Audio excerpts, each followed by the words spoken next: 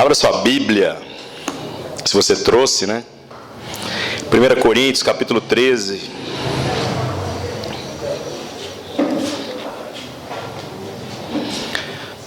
Deixa ela aberta aí. 1 Coríntios, capítulo 13.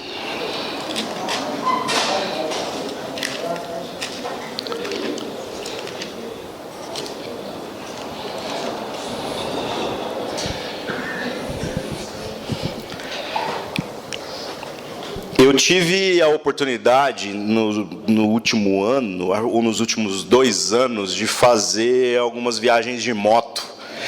E foi uma coisa engraçada, porque você precisa de muita coragem para colocar uma moto na estrada. Se você viajar para Araguari, até que não tem problema, porque de tudo você liga para alguém e alguém vai lá te rebocar. Mas eu fiz uma viagem de 650 quilômetros e fiz algumas viagens de 350, mais de uma vez. Eu fui para o interior de São Paulo, depois eu fui algumas vezes para Goiânia. E todo mundo dizia, você está ficando louco, né? Como que você vai fazer isso? E se furar um pneu?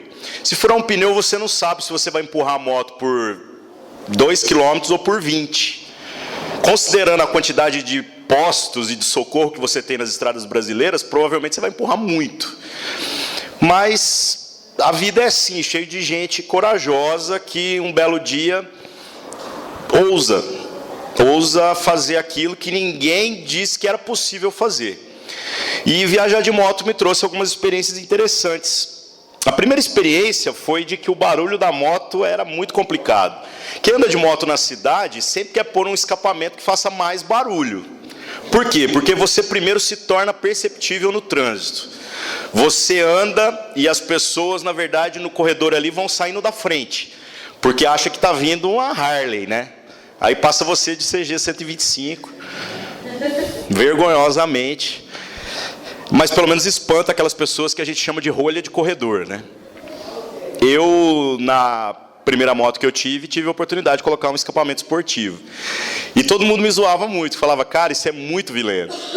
Na minha moto atual, eu, quando fui viajar, deixei a moto toda original, para ela ficar o mais silenciosa possível.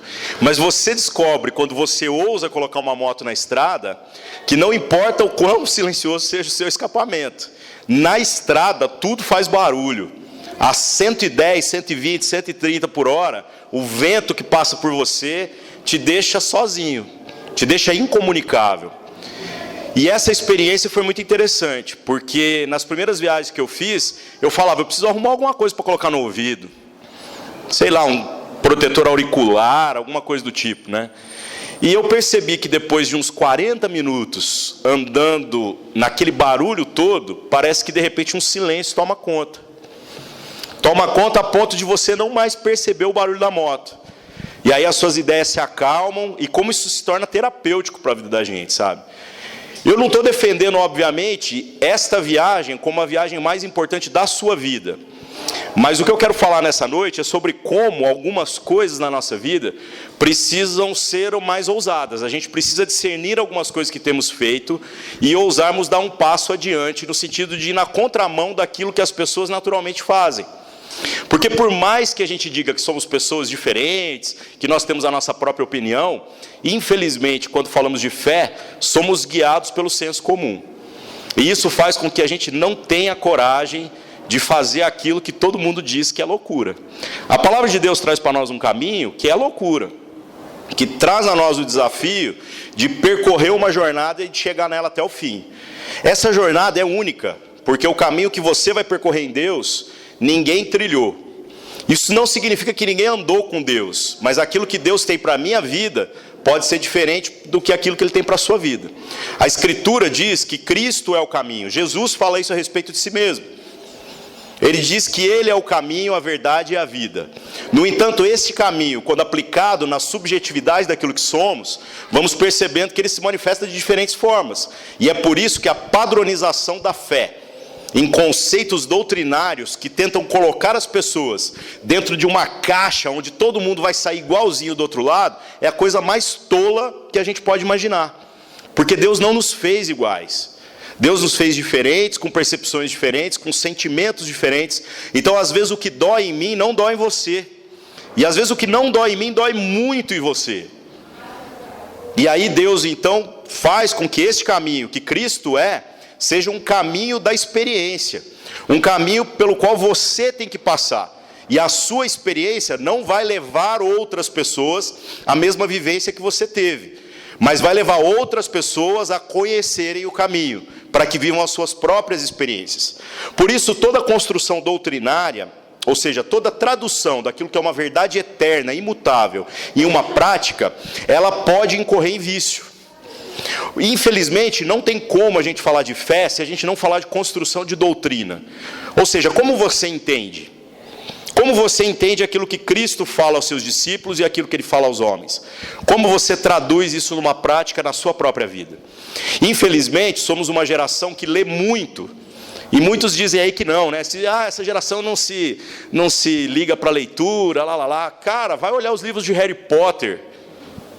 C.S. Lewis vende igual água, né? Fora os do Tolkien. Eu acho um absurdo, às vezes o cara fala assim, não, eu li Tolkien tudo, velho. Eu li O Senhor dos Anéis. Eu falo, nossa, velho, já leu Deuteronômio? Não. Eu falo, pô, velho, desculpa aí, mano. Já leu Primeira Reis? Não. Falou, nossa, é igual Tolkien, velho. Narrativa gostosa, o bagulho desenrola.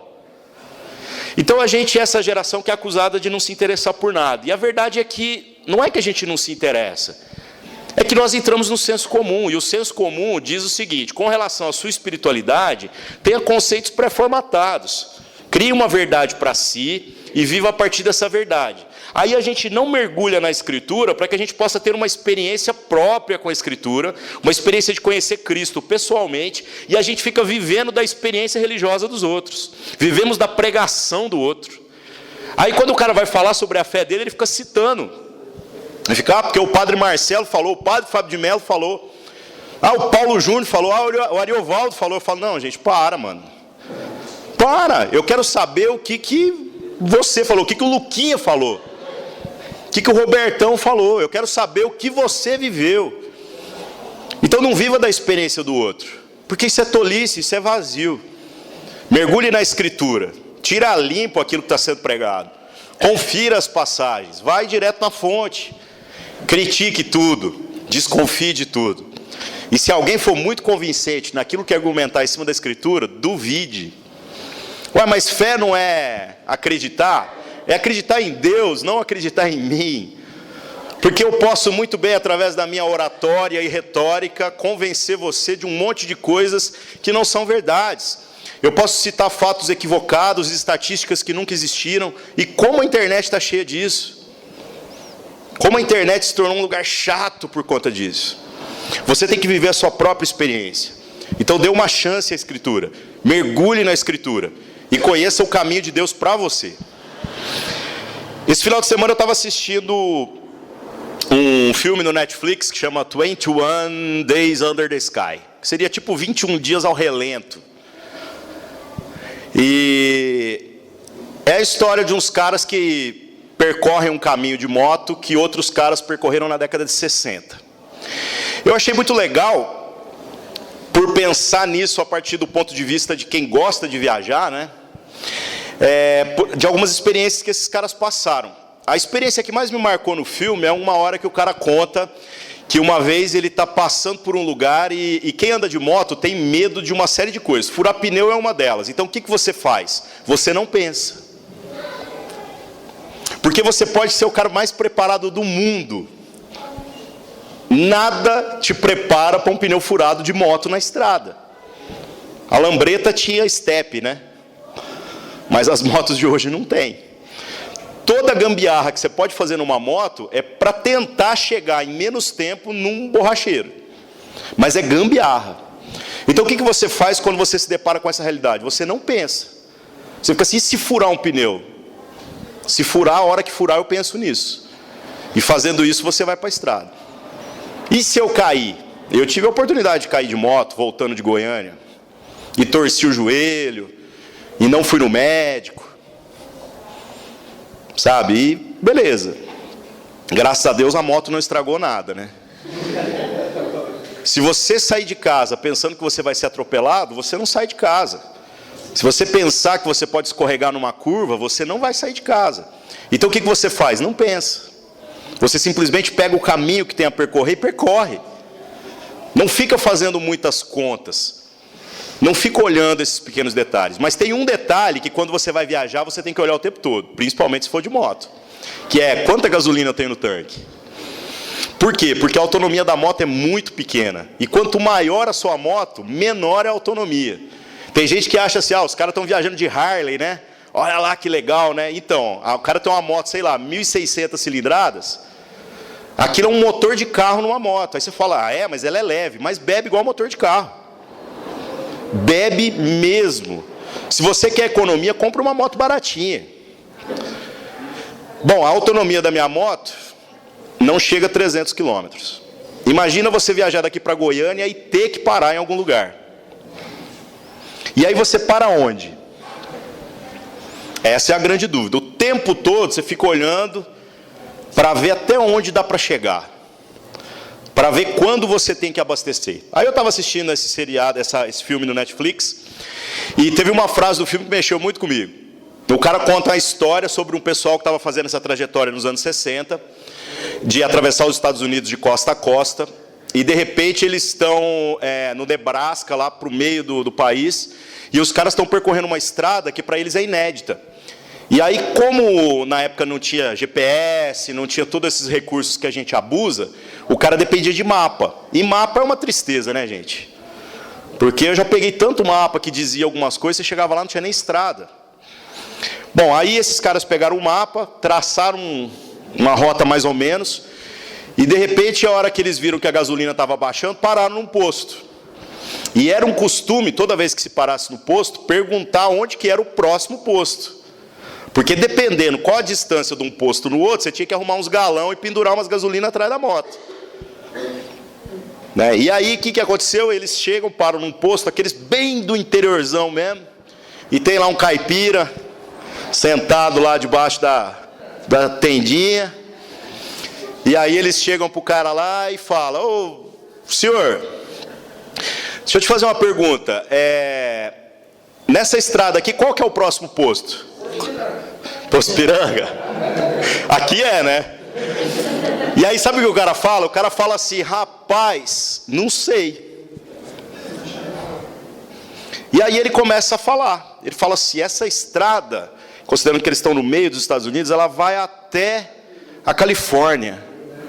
Mas eu nunca fui nela até o final. E aí os caras, enquanto abasteciam, riam. Porque falavam assim, peraí, esse cara mora no caminho, mas ele nunca foi até o final, e ele era velho. E aí eles pegam as motos dele e saem rindo. Porque ele fala, ele nunca foi até o final. Qual é o sentido da gente conhecer o caminho? Qual é o sentido da gente estar à margem do caminho, se não houver em nós disposição de percorrer o caminho até o final? Qual é o sentido? Qual é a razão da nossa vida, se não a gente ousar fazer aquilo que não foi feito? Aquilo que disseram para nós que podia parecer loucura. Esse texto de 1 Coríntios capítulo 13 fala para nós sobre algumas coisas que infelizmente a gente acaba deixando de lado. Do verso 1 ao verso 3, muita gente atribui ao Renato Russo, né? Que fala sobre o amor. Eu não quero ler esse texto especificamente, mas esse texto fala sobre como a nossa prática religiosa, infelizmente, se torna algo para o outro ver. Algo que é feito para que o outro possa elogiar aquilo que nós fazemos. E é por isso que ele critica a atitude daqueles que moravam em Corinto nessa época, por viverem uma espiritualidade que era baseada naquilo que faziam. Essa religiosidade é tola. Porque a gente começa a achar que podemos ter um relacionamento com Deus diretamente, e que, na verdade, para o outro, o importante é parecer estar bem. E aí, parecendo estar bem, a gente acaba ficando à margem daquilo que é o caminho que deveríamos percorrer. Você frequenta culto, você faz as suas orações em casa, mas a sua espiritualidade se resume a isso. Todo mundo faz isso. Todas as pessoas na hora do desespero fazem as suas orações. E a gente cultiva uma hipocrisia pessoal, às vezes, de dizer assim: olha, as minhas orações diante de Deus são só para agradecer. Sabe o que é isso? É estar à margem do caminho e não querer percorrer o caminho. Porque quando você percorrer o caminho, você vai descobrir que o seu pneu fura. Você vai descobrir que coisas acontecem por conta da falta de capacidade sua ou do seu equipamento. Por mais que você foi preparado para a vida, na hora do vamos ver, coisas darão errado. Então, se você só pede socorro na hora da emergência, você está vivendo uma espiritualidade marginal, igual tanta gente vive, à beira do caminho. O que nós precisamos é ousar um pouco mais em Deus. O que é ousar em Deus? É reconhecer que precisamos nos comparar com Deus. E essa comparação é muito boa, porque ela é injusta para o nosso lado, né? A gente sempre, quando se coloca em comparação com Deus, em comparação com Cristo Jesus, a gente vai se sentir um nada. A gente vai se sentir um lixo. Mas se sentindo um lixo, a gente reconhece que Ele é o único caminho.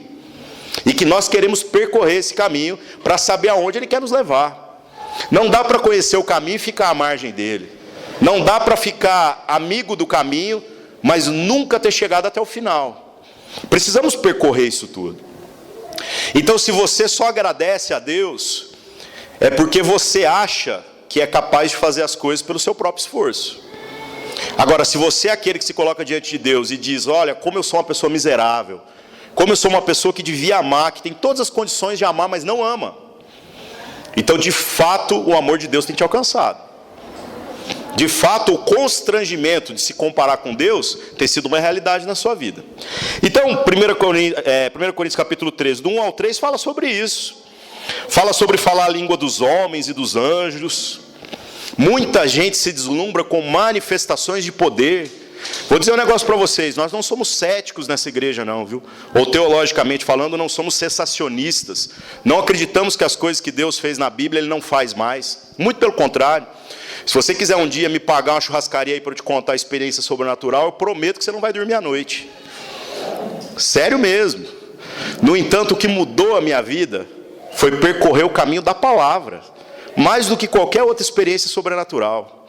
Por isso que a gente não faz isso uma bandeira, porque a palavra tem poder de mudar a sua vida. Agora, a minha experiência com o sobrenatural serve para mim, principalmente quando eu era ímpio, no sentido de não conhecer o caminho de Deus, né?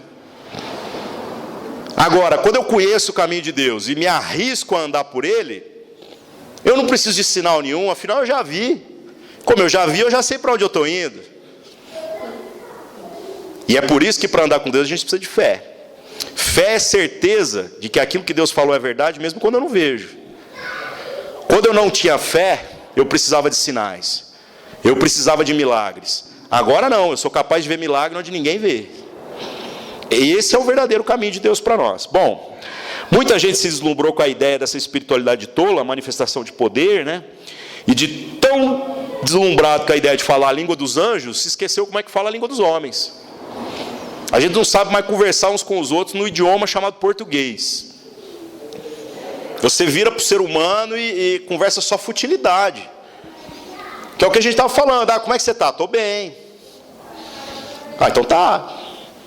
Hoje em dia dizer estou bem quer dizer assim: não quero falar nada sobre a minha vida. Não é verdade? E nós fazemos isso no convívio da vida da igreja, da vida comunitária. Não pergunta para mim como é que eu estou não, porque você vai ouvir aquilo que você não quer. Sabe, eu cansei desse papo. O cara fala: ah, e aí, você está bem? Não, hoje eu não estou não. Estou em luta. E como eu estou em luta, né? Quais são as lutas? Internas e externas. E as internas doem mais do que as externas. As externas é só bobagem. É só dinheiro. É só gente. As internas doem. Então, será que a gente aprendeu a falar a língua dos homens? Será que você consegue expressar aquilo que sente e percebe em Deus com clareza? E mais do que isso, você consegue ouvir? Para mim tem sido um exercício tentar ouvir aquilo que eu falo. A primeira coisa que está acontecendo é que eu estou baixando o volume. Eu não sei como é que é na sua família, mas na minha a gente gosta de conversar gritando. Não é que a gente gosta, mas é um hábito. A gente fala gritando uns com os outros. Nós fizemos uma viagem uma vez para o Chile. E foi muito engraçado. A gente ficou todo mundo numa casa lá. e de repente nós começamos a conversar. Igual, não era só família, não. Era eu, a Marina, mas eu falo assim, tinha um monte de gente da igreja. A gente era um grupo de umas 18 pessoas. Aí a gente começou a conversar igual brasileiro conversa, gritando, um enfiando a mão na frente do outro, gesticulando, né? Sabe o que aconteceu com os chilenos que estavam hospedando a gente? Eles começaram tudo a recuar assim, foram entrando na cozinha. Porque culturalmente a gente é muito espalhafatoso, né? E aí eu vi que os caras estavam tudo entrando para a cozinha e fui lá conversar com eles. Eu falei assim, o que foi? Vocês acham que a gente está brigando, né? E eles assim, mas qual é a razão? Eu falei, não, isso não é briga, não. A gente conversa gritando e briga em silêncio, é engraçado, né? Isso é a nossa cultura. Aí, o que acontece? Será que você tem aprendido a ouvir aquilo que você fala, para dosar o volume, para dosar as palavras? Não é ser politicamente correto, é começar a ter um pouco de retorno, sabe? Tudo que você fala, você escutar para você medir aquilo que você está falando. O seu corpo é esse navio imenso, que é levado por esse leme pequenininho chamado língua, que querendo ou não faz umas manobras que acaba te enfiando em cada enrascada nessa vida. Aprenda a ouvir a si mesmo. E mais, aprenda a ouvir o outro. Você escuta as pessoas verdadeiramente?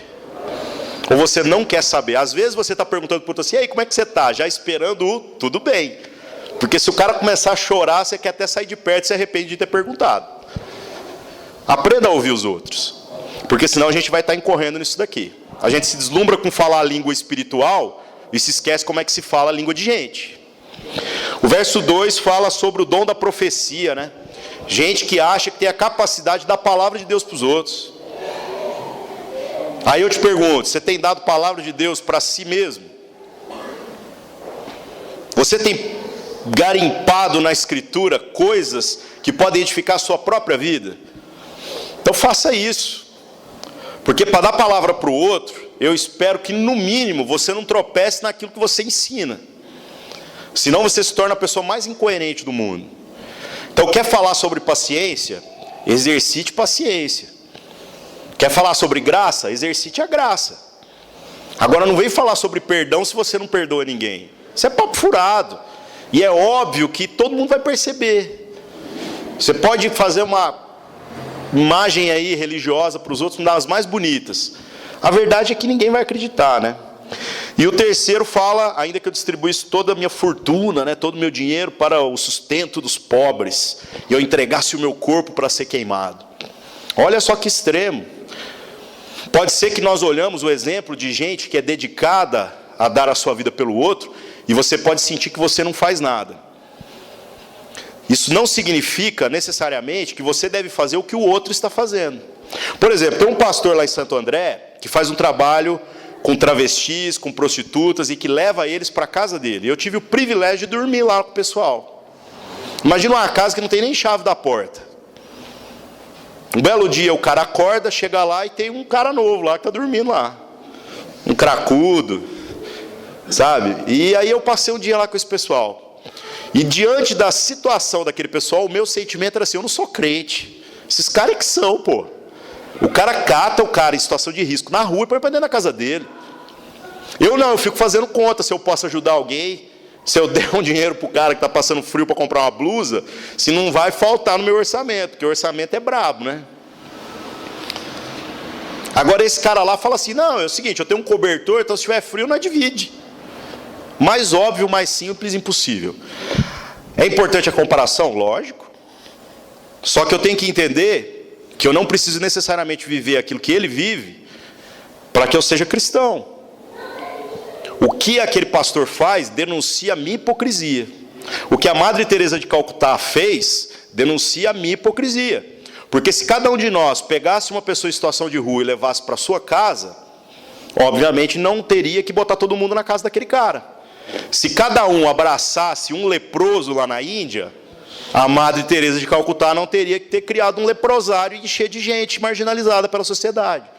Então essas pessoas são profetas que denunciam a hipocrisia. Então ainda que você dê tudo que você tem aos pobres, e você bote fogo no seu próprio corpo, entregue o seu corpo para ser queimado, se você não percorrer o caminho que Deus tem para você, que o texto do verso 4 em diante fala, que é o caminho do amor, de nada adianta. E aí quando a gente fala de amor, infelizmente nos confundimos por aquilo que no nosso idioma essa palavra representa. Tem gente que acha que amor é viver sem responsabilidade, no sentido de aceitar amplamente todas as pessoas. A tradução da Bíblia Católica, chamada de Vulgata, porque foi feita a partir de uma tradução do latim, que era considerada extremamente vulgar, ela fala nesse texto de uma outra palavra no lugar de amor, e que eu acho bem mais interessante, que é caridade. No entanto, a cultura evangélica protestante dispensa um pouco dessa tradução, porque dizemos que caridade se associa àquilo que os espíritas fazem. Olha como esse jogo religioso é sujo, né? A gente rejeita o que o católico traduziu há centenas de anos, e depois a gente rejeita a boa tradução porque o espírita faz algo que ele chama de caridade, e a gente no fundo está parecendo numa gincana para ver qual religião que é melhor e vai chegar primeiro. Quer chegar primeiro no céu? Morre! Morre que você vai chegar rapidinho, velho.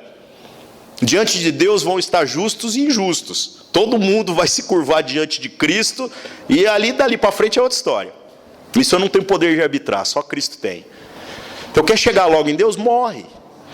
Agora, se você quer andar com Deus, de modo que a sua vida percorra o caminho que tem que percorrer, então para de achar que você está numa competição.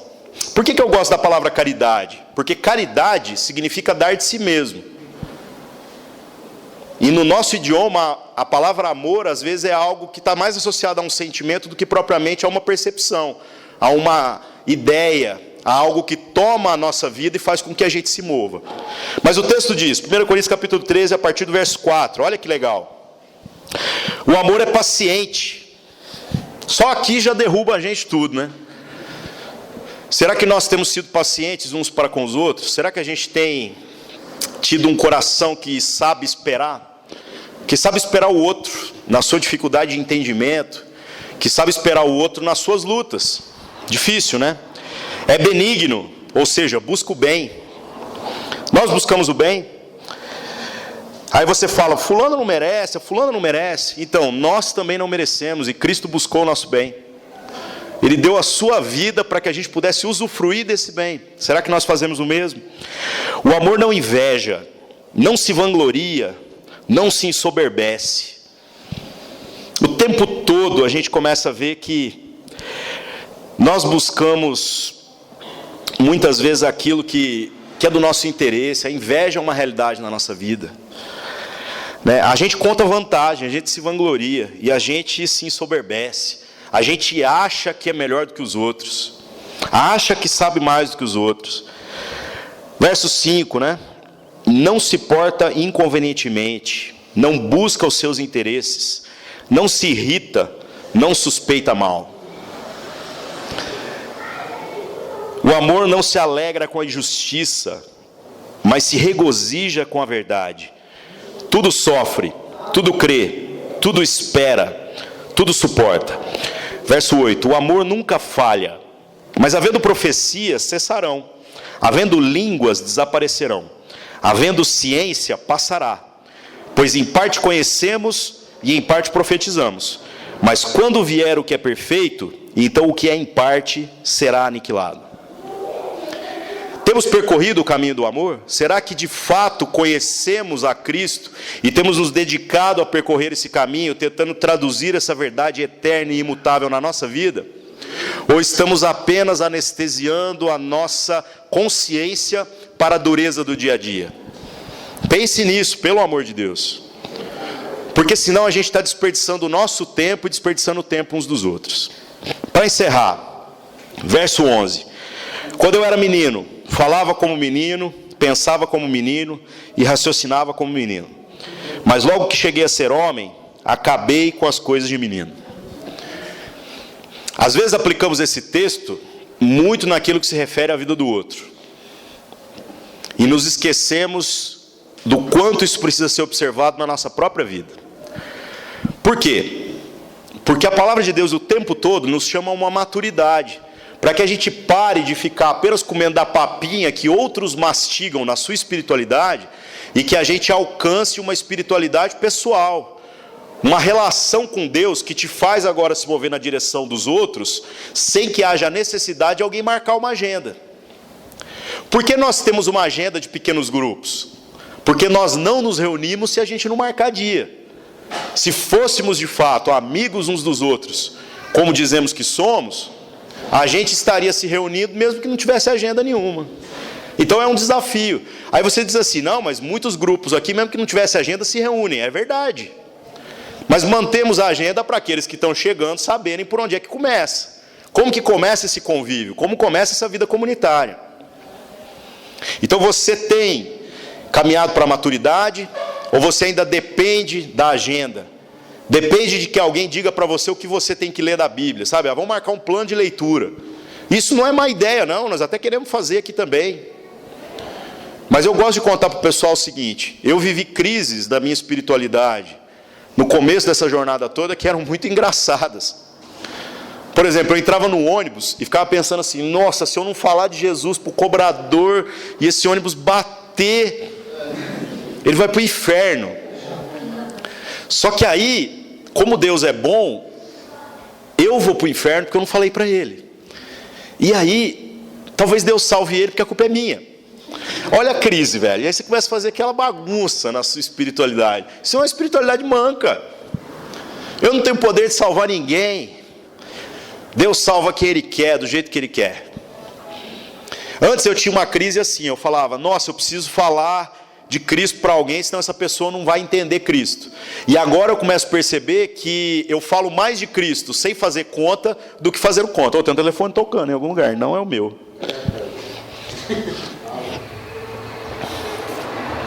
Então, por exemplo, você fala assim, vamos no bar ali tomar uma cerveja? Vamos, a gente está lá no bar e de repente o que a gente está falando? Da nossa vida com Deus. Por quê? Porque a gente não sabe falar de outra coisa. Durante muito tempo eu precisei de disciplina para ler a Escritura. E até a chave virar, demora em você ter prazer nisso. Toda vez que eu vejo alguém que fala assim, qual é o seu livro preferido? A Bíblia. Na boa, velho, vai mentir pra lá, mano. Isso é papo de Miss Universo. Qual é o seu sonho? A paz mundial. Para! A Bíblia dói, cara. É uma espada de 2 gumes que vem separando a gente, cortando nas profundezas do nosso ser. Então você pode até falar assim, não, eu amo a palavra de Deus, mas não vem falar para mim que você tem o maior prazer de ler Bíblia, não. Dói. Precisa de esforço, precisa de empenho. Só que um dia, isso mudou na minha vida. Sabe em que sentido? Agora você tem prazer em ler a Bíblia? Não. Agora eu não preciso mais ficar fazendo plano de leitura para ler Bíblia. Porque todo dia tem alguém que vem conversar comigo e fala assim, rapaz, eu queria trocar uma ideia com você. E aí o cara compartilha da dor dele. E aí na hora que eu vou conversar com esse cara, eu preciso de uma palavra de Deus e não uma palavra do Ariovaldo. E aí onde que eu acho uma palavra de Deus? Na Bíblia. E aí para dar uma palavra decente, eu vou na Bíblia. Como eu já li, eu já sei onde está tudo mais ou menos, né? E aí eu volto lá e releio e medito e eu vou lá e dou uma palavra para a pessoa. No fim das contas, eu percebi que eu estou lendo mais Bíblia agora do que eu lia antes. Porque antes eu pegava e falava assim, não, vou ler o livro de Jó. Tem 40 capítulos, 60 capítulos, sei lá. Entrava para o banheiro, trancava a porta, minha mãe devia pensar besteira, óbvio. Quem fica 3 horas no banheiro, né? Punha em cima do cesto de roupa suja e ficava lá virando folha. E eu queria ler logo, porque o livro começa bem e termina bem, mas o meio do livro é um saco. Não acontece nada, só aqueles amigos chatos dando palpite na vida de Jó. Aí eu lia igual um louco lá para acabar com esse negócio. Agora não, agora eu quero mastigar, porque agora eu tenho que dar palavra para o outro.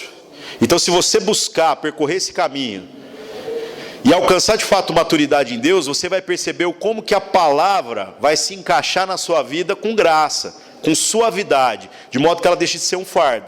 Mas para que isso aconteça, é preciso um mínimo de disciplina. Para que você pelo menos conheça a palavra no todo. E depois Deus possa usar aquilo que você já aprendeu para se revelar de uma maneira extraordinária na vivência do dia a dia. Então hoje eu leio muito mais Bíblia para dar palavra para os outros do que eu li para buscar palavra para mim mesmo. Agora, quando pensamos nesse texto aqui, não mais a respeito da nossa vida, mas a respeito da vida do outro, será que nós temos sido juízes duros ou juízes que são misericordiosos? Porque aqui diz assim, quando eu era menino, falava como menino e pensava como menino. Raciocinava como menino. Agora que eu não sou mais, eu faço as coisas como um homem, como um adulto. Será que eu exijo do outro um posicionamento de adulto, quando na verdade o outro não é? Sabe por que as crianças são salvas? Muita gente vai dizer assim, porque elas não pecam. Você tem certeza que a criança não peca? Nós nascemos em pecado, irmãos. Você quer ver o egoísmo em pessoa, na sua forma mais pura? Você pega uma criança e dá o primeiro brinquedo para ela, e depois tenta tomar, ou põe outra criança junto para ver se ela divide. Se a gente não ensinar o que é dar de si mesmo, o que é praticar a verdadeira caridade, expressar o verdadeiro amor, a criança vira bicho. Isso é óbvio. Sabe por que as crianças são salvas?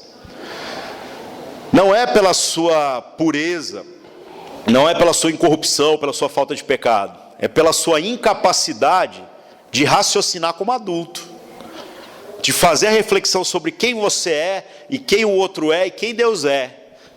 Então o pai, que é bom, ele perdoa o filho. A criança não tem a possibilidade de ter arrependimento genuíno se ninguém mostrar a ela o caminho.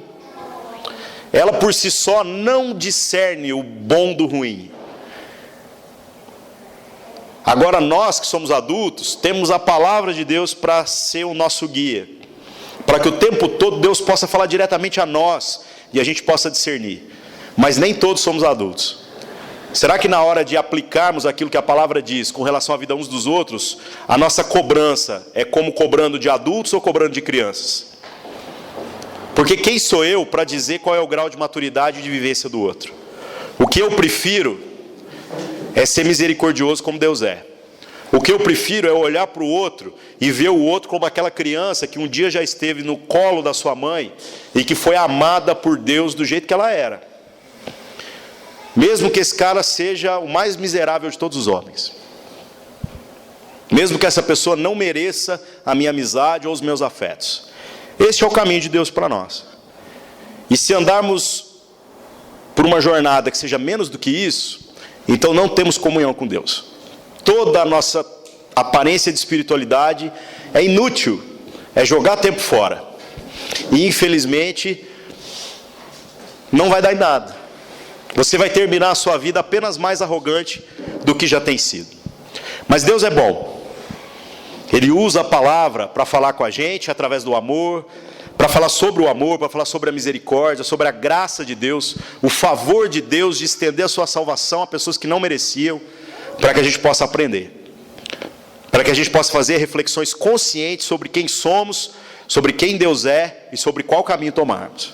E a partir disso, espero que a gente possa corresponder àquilo que Deus tem falado a nós. Em nome de Jesus, irmãos, não viva uma espiritualidade vampírica, que quer só sugar aquilo que os outros discerniram em Deus. Busque você mesmo ter experiências genuínas com Deus. A gente às vezes canta e fala o Espírito, e isso fica tão vazio, né? Que Espírito? Vá na palavra e aprenda sobre o Espírito de Deus. Você vai entender quem é o Espírito de Deus. E você vai entender como o Espírito de Deus age. Porque às vezes a gente está num misticismo já. Nós falamos um monte de expressões que não tem sentido para nós. Busque o sentido disso para a sua vida. E com certeza a sua vida vai se tornar muito melhor do que você jamais imaginou. Não passe pelo vexame de, estando à beira do caminho, não percorrer a estrada até o final. No velório de todo mundo aqui, nós só vamos falar coisas boas, mesmo que você morra da maneira mais desgraçada possível. Por quê? Porque cremos naquilo que a palavra de Deus fala. Cristo, esperança da salvação. Uns vão caminhar longe, uns vão ter uma jornada com Deus que os homens vão olhar e vão dizer assim: nossa, como essa pessoa foi uma pessoa abençoada. E outros talvez não. Quantos nós já tivemos que andaram com a gente que morreram nessa comunidade? É uma realidade que a gente já tem enfrentado há alguns anos. Pessoas que caminhavam com a gente que morreram. E isso pode acontecer com qualquer um de nós. A jornada para uns é mais curta e para outras é mais longa. Mas eu espero que no seu coração haja uma disposição de percorrer toda ela. De cabeça em pé, reconhecendo que é pura e simplesmente por causa do amor de Deus por nós. E que, reconhecendo isso, o amor de Deus possa se manifestar através de você, de modo a alcançar os outros. O amor não busca os seus próprios interesses. O amor é paciente. O amor não se irrita. Se isso não tem sido uma realidade, comece a clamar a Deus para que o amor de Deus te alcance, tá bom? Vamos orar. Senhor Deus, nos colocamos diante do Senhor, clamando para que o Senhor nos torne pessoas que vivam de mãos limpas. Limpas com relação àquilo que deveríamos estar percorrendo, sabendo que o Senhor já tem demarcado um caminho tão claro através da Tua palavra, através das Escrituras, e que muitas vezes nós ficamos à margem desse caminho. E que muitas vezes nós buscamos apenas aquilo que nos traz certo prazer, certa conveniência. Perdoe-nos, Senhor, porque mais do que viver à margem daquilo que poderíamos estar experimentando, roubamos as outras pessoas do amor que poderia estar inundando o nosso coração e que deveria estar sendo repartido na vida comunitária. Perdoa-nos, Senhor, porque agimos como meninos, sendo que muitas das vezes o Senhor já tem nos dado maturidade para que agíssemos como homens e mulheres maduros. Que o Teu Espírito, Deus que habita em nós, possa pulsar no nosso coração um desejo ardente de Te conhecer mais, Pai. De mergulhar na Tua palavra e de ter experiências sobrenaturais diretamente com o Senhor, Pai.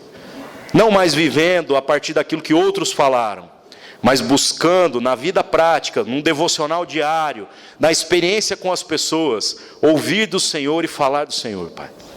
Em nome de Jesus, Pai, livra-nos de uma vida religiosa maldita, que acaba fazendo com que a gente tenha uma prática de aparências e que na verdade não nos leva para uma vida verdadeiramente transformada. E perdoa-nos, Senhor Deus, porque temos sido muitas vezes arrogantes de acharmos que nada precisamos e que tudo que temos muitas vezes é que agradecer. Senhor, nós não temos nada. E tudo que temos diante do Senhor é nada. A nossa justiça é nada. A nossa bondade é nada.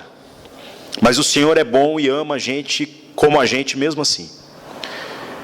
Obrigado, Senhor, porque o Seu amor não está condicionado à nossa competência.